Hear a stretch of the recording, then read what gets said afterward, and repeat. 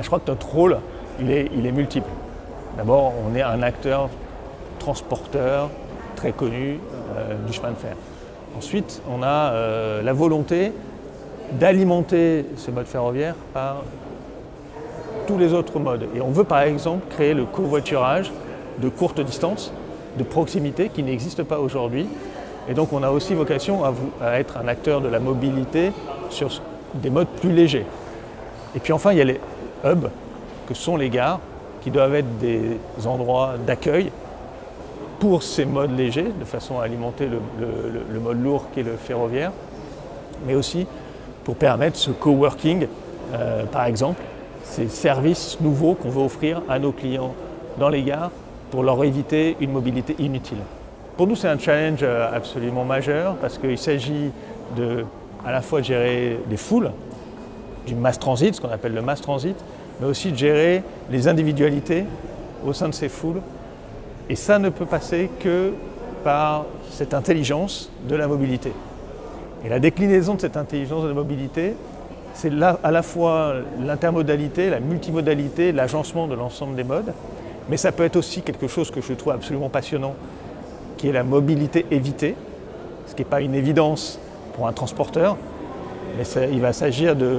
par exemple, de travailler avec les entreprises pour moduler les horaires de travail de façon à ce que tout le monde n'arrive pas dans les gares au même moment.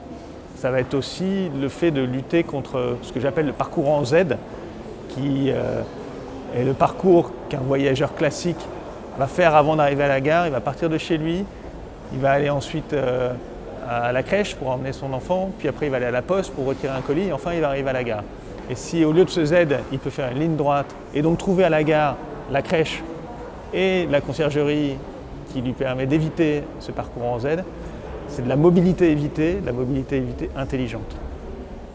Alors on a beaucoup travaillé ces dernières années et on continue encore aujourd'hui via ce qu'on appelle les hackathons, via ce qu'on appelle les hack days, à travailler avec des startups dans le cadre de notre politique d'open innovation, dans le cadre de notre politique d'open data. L'idée, c'est de considérer qu'en ouvrant nos données, en ouvrant par exemple les horaires en temps réel, en les donnant